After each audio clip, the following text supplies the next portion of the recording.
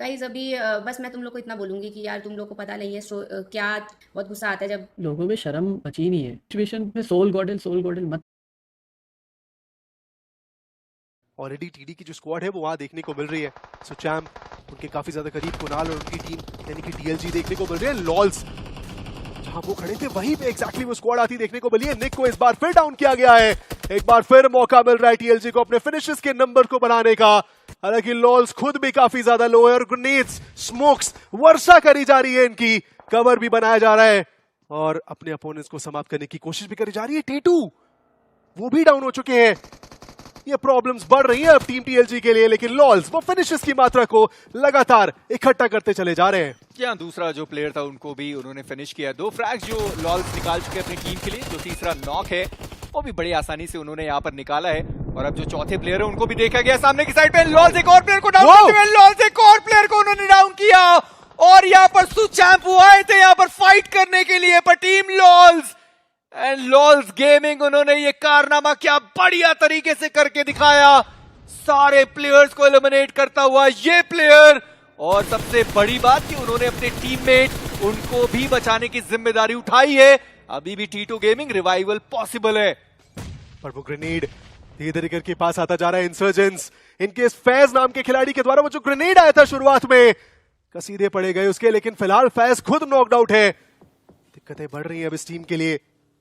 ISG revival के लिए मजबूर, और रिवाइवल वो करते हुए देखने को मिलेंगे। इस बीच रिकॉल टावर वो भी डिसेबल हो चुके हैं। शॉट्स आते हुए लॉल्स उन्हें टेक डाउन किया जाएगा। सुकूना एक अलग एंगल लेके बैठे थे, लॉल्स को नॉक कर दिया गया और ये मौका परफेक्ट इंसर्जेंट्स के लिए कि वो पुश करे, टीम लॉल्स की कहानी को यहां समाप्त करे। और T2 अभी भी वो रिवाइवल ले नहीं पाए, लेकिन अब तो ब्लीड आउट होना उनका एकमात्र ऑप्शन बचा हुआ है। शायद ही इस कहानी के अंदर उनको वो दूसरा मौका मिलता हुआ देखने को मिलेगा, लेकिन कुणाल वो बैकअप दिया जा रहा है अलग अलग एंगल से। खिलाड़ियों को परेशान किया जा रहा है। इंसर्जेंट्स फिलहाल प्रॉब्लम में जरूर देखने को मिल रही है और लीजिए बाकी उन्हें समाप्त किया गया। और अब दिक्कतें बढ़ रही हैं फिर से। लग रहा है कि कुणाल के जो एंगल है वहां पे भी बैक स्टैप जा रहे हैं। सुकूना का एंगल प्रॉब्लमैटिक रहेगा, लेकिन चलिए सुकूना को भी टेक डाउन करते हुए लॉल्स एक बार फिर से बड़ी अहम भूमिका रच रहे हैं।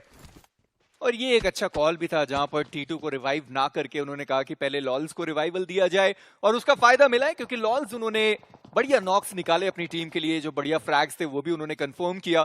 पर शायद फैज का ये ग्रेनेड टीम लॉल्स उनके लिए ये आखिरी साबित हो, क्योंकि लॉल्स उनको जस्ट अभी रिवाइव किया गया। एचपी उनके पास है नहीं। जेडी वर्सेस ऑल उनके पास भी ज्यादा एचपी बची नहीं है। फैज अभी भी कोशिश कर रहे हैं कि वो ग्रेनेड्स डाले जाएं, पर वो ग्रेनेड अंदर की दिशा में गया भी नहीं। जो मोलोटॉव है वो भी डालने की कोशिश करी जाएगी। जेडी वर्सेस ऑल उनके पास वो एक ग्रेनेड, पर वो ग्रेनेड ठीक तरीके से कुक हुआ नहीं है। जेडी वर्सेस ऑल उनके सामने वो प्लेयर मौजूद था, वो नॉक नहीं कर पाए एंड टीम लॉल्स उनका एलिमिनेशन हुआ। पर आईएसजी वो खुश है। House the environment in the boat camp अभी तो काफ़ी बेटर है एक्चुअली। थोड़ा थोड़ा और थोड़े दिन और लगेंगे और थोड़ा बेटर हो जाएगा अभी। दीदी ब्लॉग कब गाइस? ब्लॉग डेली ब्लॉग्स कल से स्टार्ट हो जाएंगे आना। सो अभी आप लोग को रीज़न पता ही है ब्लॉग्स क्यों नहीं डल रहे थे। ऑफकोर्स डालने भी नहीं चाहिए, बट जैसे जैसे थोड़ा ठीक हो रहे चीज़ें तो सब लोग अपने काम पे फोकस कर रहे हैं फिर से बैक टू बेसिक्स। सो और भाई को थोड़ी देर ब्रेक लेने बोलो। He was literally shivering on stream. Guys अभी बस मैं तुम लोग को इतना बोलूँगी कि यार तुम लोग को पता नहीं है क्या बैक एंड पे चलता है। बस थोड़ा सपोर्ट करो इंस्टेड ऑफ तुम कुछ क्रिटिसाइज़ करो किसी भी चीज़ को, क्योंकि बहुत लोग हैं यहाँ पर जो फालतू की चीज़ों को लेकर क्रिटिसाइज़ करते हैं बेमतलब, बहुत ही मेच्योरिटी दिखाते हैं। एटलीस्ट सीरियस सिचुएशन पर तो मेच्योरिटी दिखाओ तुम लोग। बस मैं इतना बोलूँगी तुम लोगों को। बहुत गुस्सा आता है जब भी तुम लोग ऐसी हरकतें करते हो यार। पिछले 5-6 दिनों से यार जो भी सिचुएशन चल रही थी उसके अराउंड मैंने बहुत लोगों को बहुत कुछ उल्टा सीधा बोलते हुए देखा। बहुत लोगों को उल्टा सीधा सब डालते हुए देखा। यार मतलब लोगों में शर्म बची नहीं है, समझ रहे हो? हाईलाइट डालना, कुछ भी हाईलाइट डालना, कुछ भी थंबनेल का टाइटल रखना, कुछ भी टाइटल डाल के डाल देना। किसी की डेथ हो गई है भाई, मतलब दिल नहीं है क्या?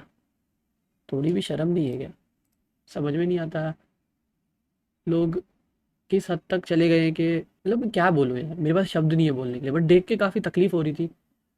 और जो इतना डिफ़िकल्ट वक्त था पिछले 5 6 6 7 जितने भी दिन थे सबके लिए, जो पूरे गॉडलाइक वालों के लिए और ताहिर की फैमिली के लिए, सबके लिए काफ़ी डिफ़िकल्ट वक्त था। और लोगों ने जो इस चीज़ का ना मतलब इतना मजाक उड़ाया, मतलब क्या बोलूँ, मैंने ऐसे ऐसे टाइटल्स देखे, ऐसे ऐसे थंबनेल्स देखे, मतलब काफ़ी हर्ट हो रहा था कि लोगों के अंदर दिल नहीं है, समझ रहे हो? किसी ने अपनी फैमिली का एक हिस्सा खोया, समझ रहे हो? उस पे क्या बीत रही होगी? एक माँ ने जो अपना बेटा खोया, उस पे क्या बीत रही होगी? जो जितने भी गॉड लाइक वाले हैं सब, उन पे क्या बीत रही होगी? मतलब ये लोगों ने सोचा ही नहीं, समझ रहे हो?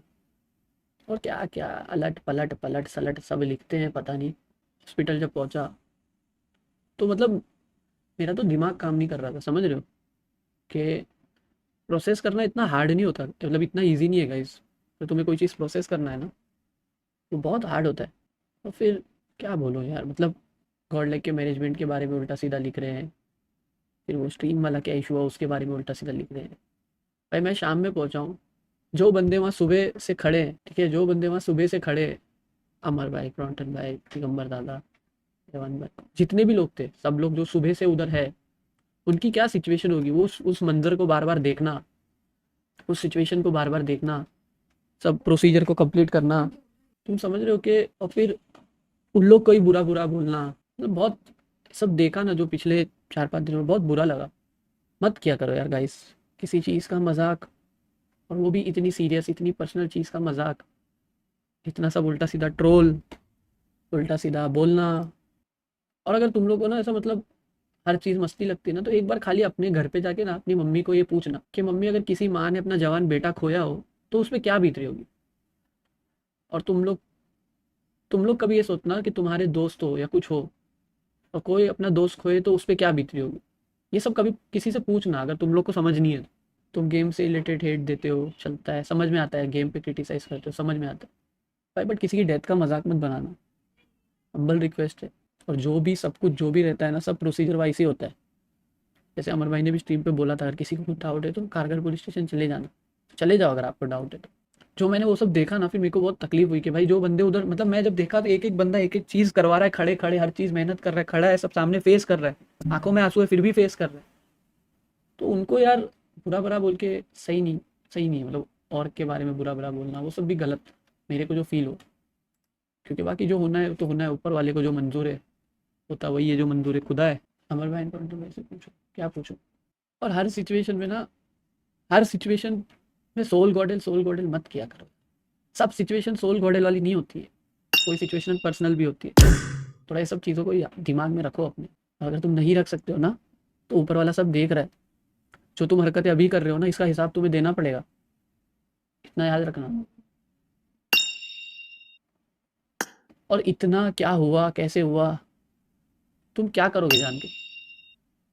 जिसको जानना है वो लोगों ने जान लिए, उसके घर वाले, पुलिस, उसके करीबी दोस्त, सब जान लिए।